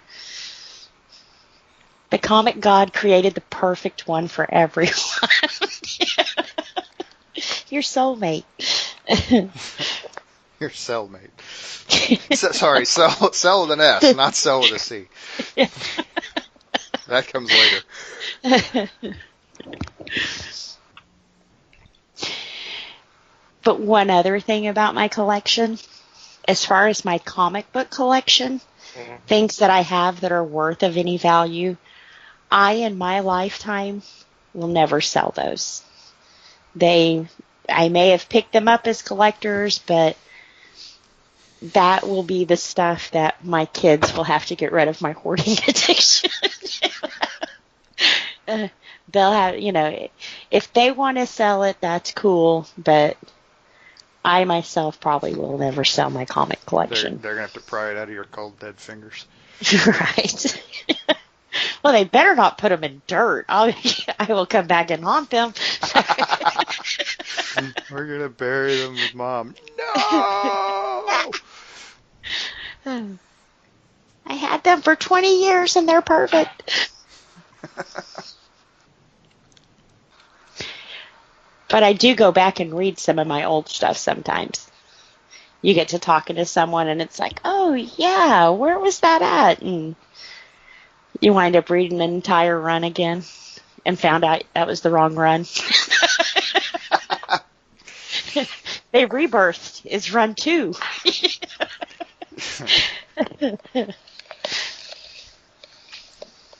Would you ever sell any of yours, Les? Not if I can help it. I may succumb to higher power when she tells me to sell it. But, Yeah, I was about to say the missus, yeah. but no, normally I wouldn't. I too want to pass them to somebody that will enjoy them. So, somebody that will actually read them, that makes a big difference to me. Yeah.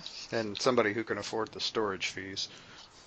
Right. There is that.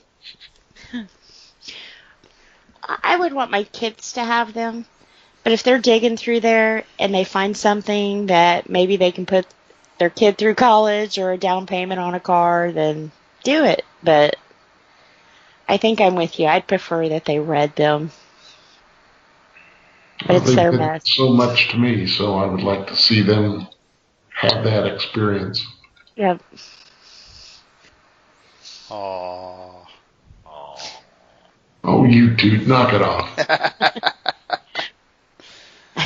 My kids are going to be messed up. You know, when Phil passes along, he's got motorcycles and guns and property. When Mom passes along, she's got pops and comic books. It's your priority in itself. To be the child of a nerd.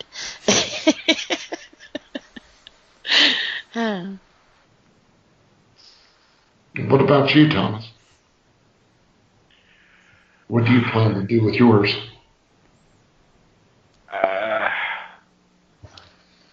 Honestly, don't know.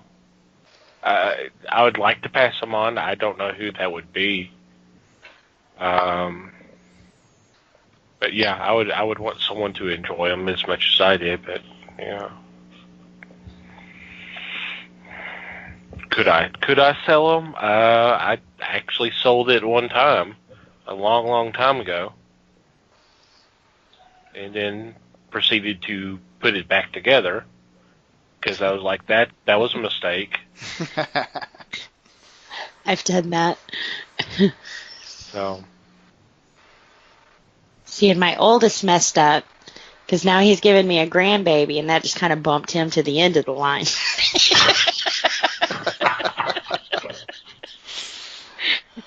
Oops.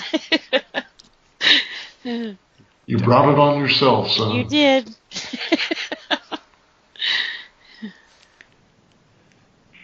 All right. Any final thoughts before we wrap this up? Well, let me ask Mike this. Uh-oh. And I know there are titles that you enjoy. Mm-hmm.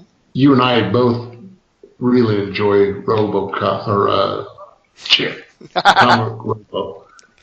Uh-huh. That's a title that could be all ages. Your son could pick that up, given a couple of years. Mm-hmm. And I think he could enjoy it as much as you do. Sure. Is that something that you would part with? Is this the one comic you would keep, or is there something else that you would deem more worthy of keeping within your household? Okay, let me go about this from a different angle a little bit. When he starts with okay, you know something's about to go down. Well, no. The deal is I don't consider myself a collector. I don't. How's the best way to put this? I'm not literally just throwing away everything after I read it once. there are certain things that I do keep because I honestly have every intention of reading again or showing it to somebody else or something. I usually have a reason. I don't just throw everything away. So don't. Everything. So you do throw some stuff away? I have gotten rid of stuff before, sure. And it's usually, I mean, it's stuff that's not worth trying to sell or anything. Huh. But yeah, like the Robo stuff, the majority of what I have is trades. I'm not buying a trade just to chunk it when I'm done reading it. So you collect trades. I'm buying it in trade because most likely because I want to keep it, or I at least want to read it again. It's usually stuff I've read before. Not always, but the majority of the time. So you collect trades. Only in the same sense that I collect other types of books too. I mean, I don't know that I consider what I have a collection. It's just kind of books I've bought and either have read or am planning to read. I don't think of it as a collection. I could get rid of all of it. It wouldn't. I don't want to say it wouldn't bother me, but I could do it. I mean, it sounds like you guys. You're talking about. Yeah, you're talking about prying it out of your cold dead hands. Right. Nah. I mean, if I needed to downsize, I could downsize. I could get rid of 80% of what I've got or more without any real. I mean, probably even without crying. I mean, there are things that could be prioritized above the stuff I have. You guys don't have that. It's a very, very, very high priority for you guys. So, I mean, kind of. That said, I don't plan on getting rid of my Atomic Robo books anytime soon. Yes, partly because I could hand them to Alex at some point. I mean, I could probably hand them to him now. I think what he would miss would be a lot of the historical stuff. He wouldn't get a lot of that. But honestly, some of it I didn't necessarily get the first time I read it either. So I'm not going to hold that against him. Just using that example. I will probably let him read I Hate Fairyland at some point. I just expect him to not quite get it. If he gets it on the first go, then I've clearly failed as a parent. I don't know what he's exposing himself to. Right. Yeah, I'm going to hold off a little while on a lot of the horror stuff I've got. But, eventually someday. Yeah, I don't know if I'd let my kids read my comic books right now. I'd have to be dead for them first, And I only say that because I'm very particular about how they're opened and that kind of thing. So, I know. If you open them up all the way, you break the spine. So. Really? You do. Les taught me that. Les, don't leave me hanging.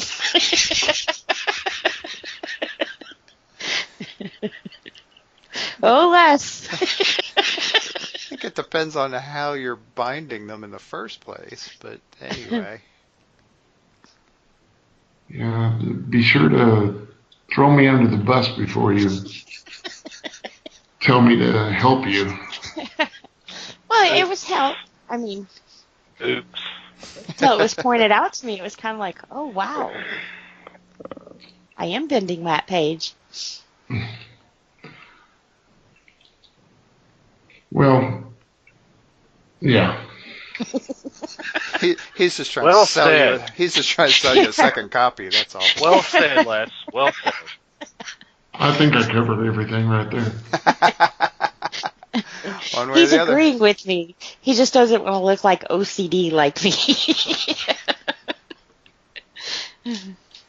Commentary school's been working out for him. Mm-hmm. Toastmasters is worth every penny. Absolutely. Now I'm hungry again. That's probably You know what? It's breakfast time. on that note, I think that's a great way to wrap this up. We're going to take a quick break and be back with our weekly picks.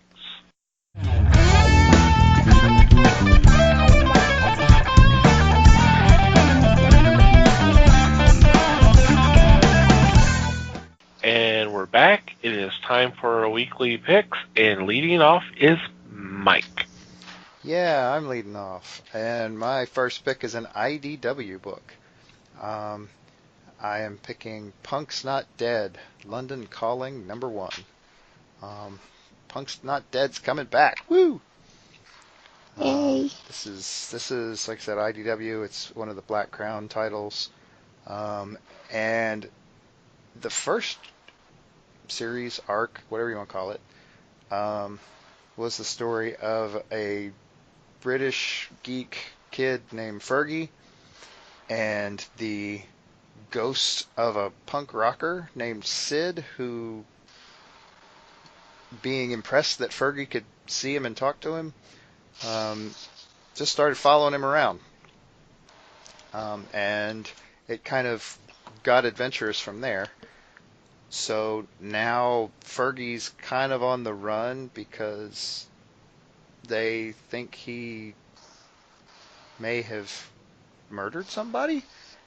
And obviously Sid's tagging along, and there is a group who are interested specifically in Sid as well, who are trying to track him down, which is the people there, the two partners in that group they're just really interesting characters. So I'm excited that this is coming back, and I suggest that people check it out.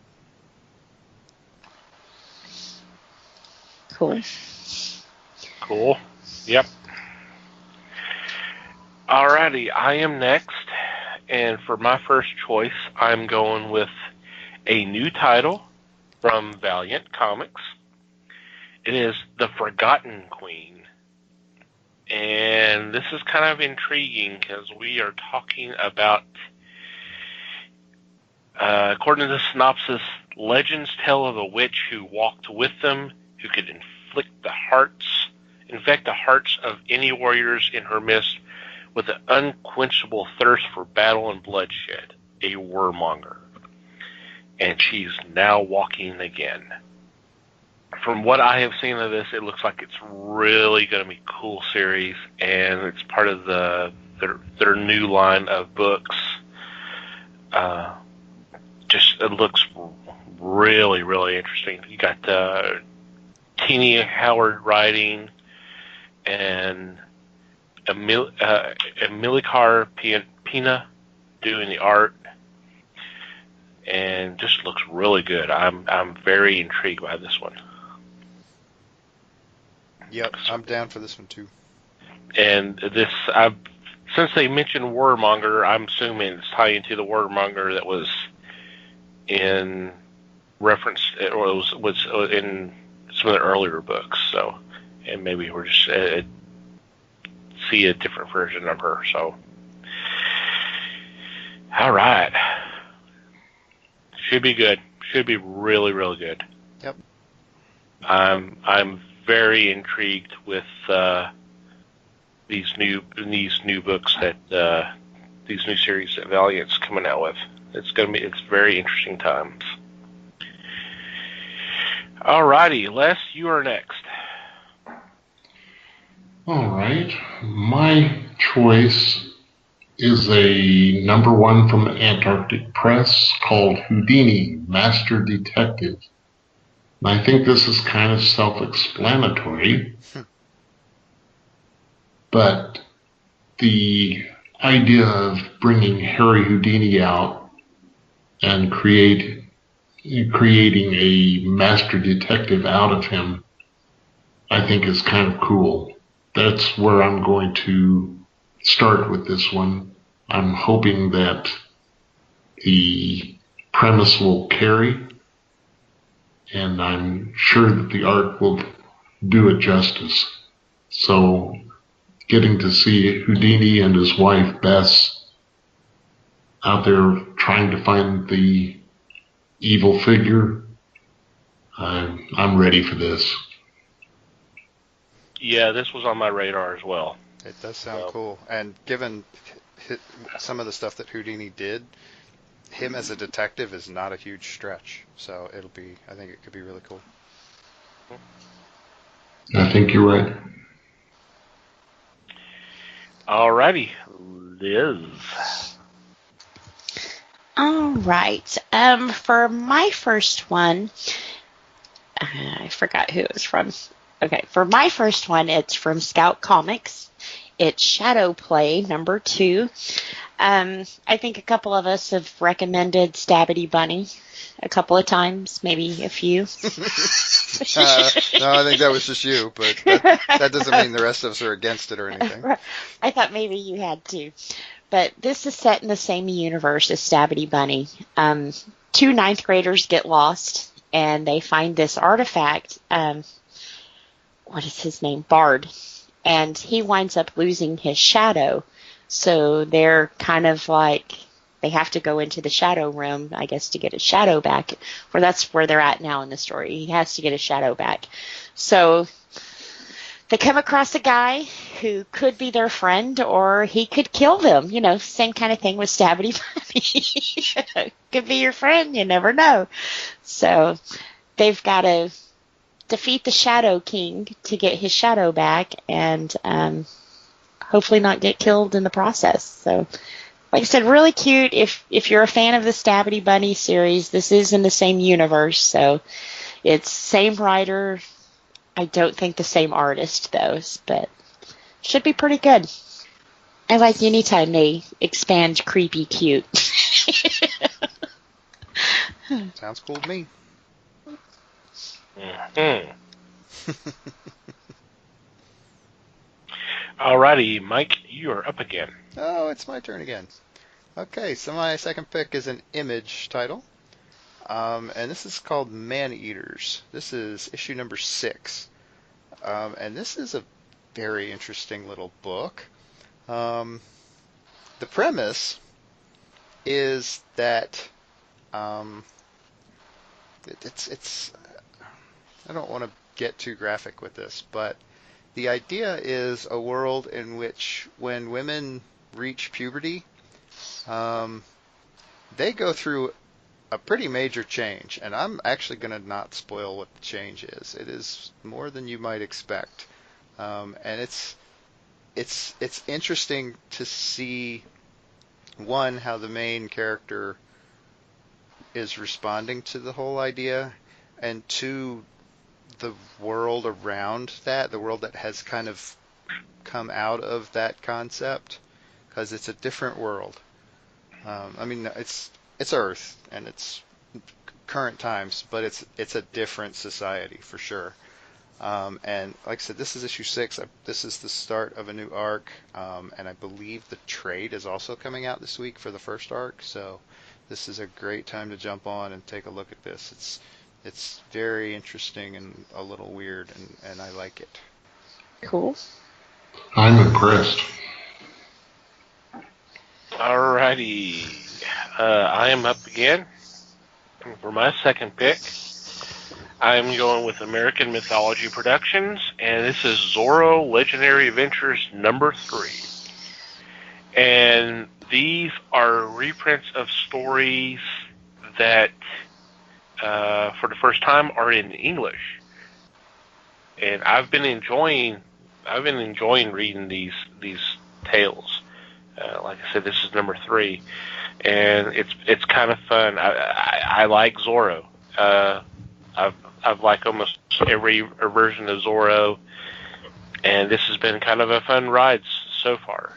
So I'd like to kind of see where things go with this, and hopefully we'll have more Zorro, which we probably will, since it's his 100th anniversary this year. So Cool. It's been a fun ride so far. So no pun intended. Yep. Fun adventure stories. Mm-hmm. Alrighty, Les. For my second choice, I'd bring up Classics Illustrated, who are issuing 8 of their titles next week. I grew up with Classics Illustrated, and of these 8 titles, I remember reading 6 of them. This was the way that I got into novels, to read The Time Machine by H.G. Wells, made me turn around and read the story. Same thing with Journey to the Center of the Earth, Through the Looking Glass, Tom Sawyer, all of these. So I'm thinking that this is going to be a good starting point for a lot of people. This is a better way to absorb a book than one of the cheap books that you used to buy at the bookstore and read it and say, oh yeah, I read that novel. This at least gives you the total background and lets you choose your interpretation of it. Granted, they give you a story, they give you the art, but just like Moby Dick, you can have your own interpretation of what's going on. So of these 8 titles, I'm ready for these to come out, and I may have to press my comic book store to get these for me. That does sound interesting. Mm-hmm. Yeah, I'm down for this for sure. Alrighty, Liz. All right. For my second choice, it's out of Vertigo. It's the Book of Magic number 5.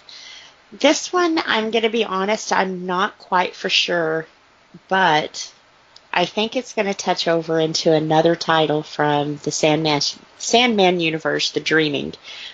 Both of these titles have been really, really good. So, like I said, they are in the Sandman universe.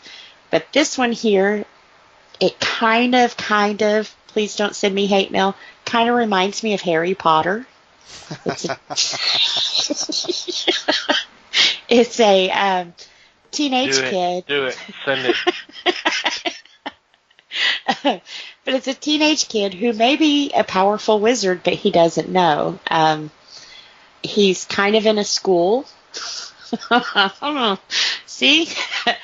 He's kind of in a school learning, but there's not a lot of people who can teach him to be this powerful wizard that he needs to be. And the one person who was helping him has been killed. So now at this point, number 5, he started having nightmares, and it's kind of alluding him to there's more to you than you know about. So he thinks the only way he can get these answers is if he goes over into the dreaming, which, of course, is a whole alternate world from where he is. So maybe he may find out what he needs to know, but sometimes we know when people go on a quest, they find out a little bit more than they should.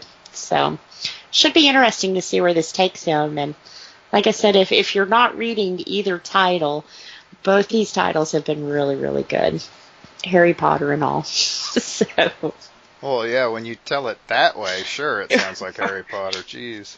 Doesn't it? And him and his friends are about to go on an adventure. Oh, boy. Right? And I bet at the end, spoiler, he becomes the Grand Wizard. Maybe. Yeah. Could be. Could be. But I'm curious to see him in the dreaming, because I didn't see these two lining up. I mean, they are from the same universe, but... So, like I said, it could be wrong. It could be nothing to do with the dreaming title. It's just weird they call it The Dreaming. And so, I will tell you next week if I was right. There you go. Oh, and it's also him and a girl that goes on an adventure, so I said there's a lot of similarities to Harry Potter in this one. Yeah, too bad Tim predates Harry by almost a decade, but that's okay. Maybe that's where Rowling got her inspiration from. Oh, that's possible. Yep. And our honorable mention of the week is... Alrighty, our honorable mention of the week is a trade from Image Comics. The title of this is Cold Spots. This collects issues 1 through 5 of a fun little supernatural horror story. Okay, the main character is actually the dad, but the kind of the focus of the whole story is a 10-year-old girl. And the dad kind of left like right as the kid was being born, and now 10 years later is coming back and trying to become a part of his kid's life again. But there's something weird going on with the kid, and in the interest of spoilerdom, I'm not going to go any further than that. But it's a very, I want to say fun, but I also want to say disturbing.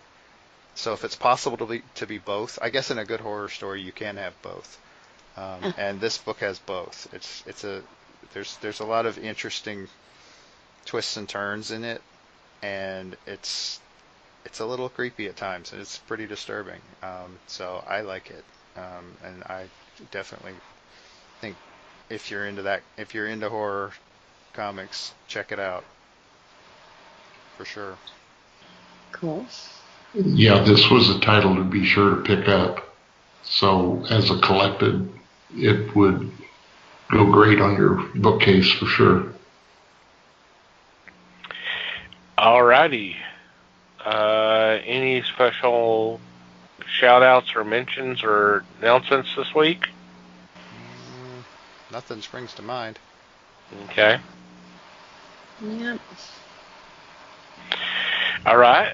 With our regular shout-outs, we'll start off with Manny the Martyr, who supply the music for our podcast. Definitely check out their music. We'll have a link in the show notes. Thank you guys very, very much. I also want to thank the fine folks that make up Potter and Family on Twitter for spreading the word of the fellowship. Definitely go check them out.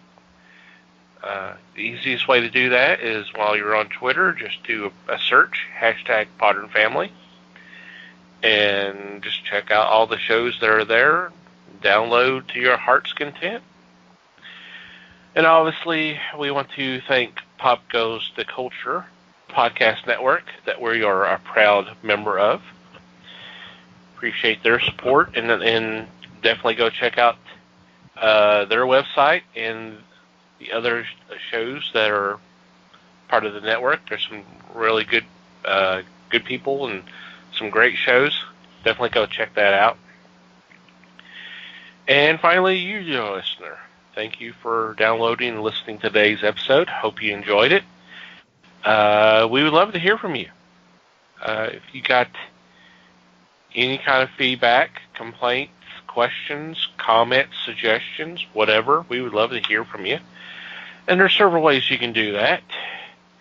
Email at thefellowshipofthegeeks.net would be the quickest way.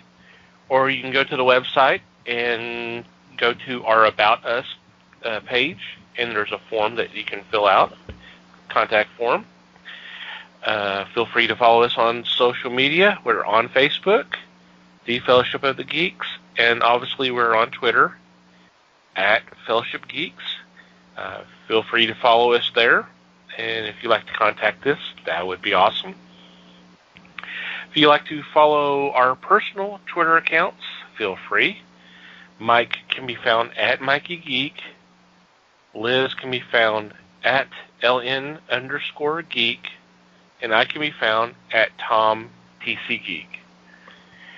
And wherever you download our shows, whether it's through iTunes, Google Podcast, iHeartRadio, Stitcher, Spotify, or YouTube, we would greatly appreciate it if you would rate and review our show.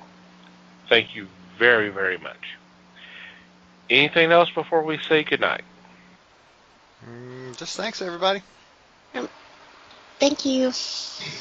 I appreciate it. Thanks for listening once again, everybody. That's greatly appreciated. And I hope to hear from y'all next week. Until then, read more comics and support your local stores.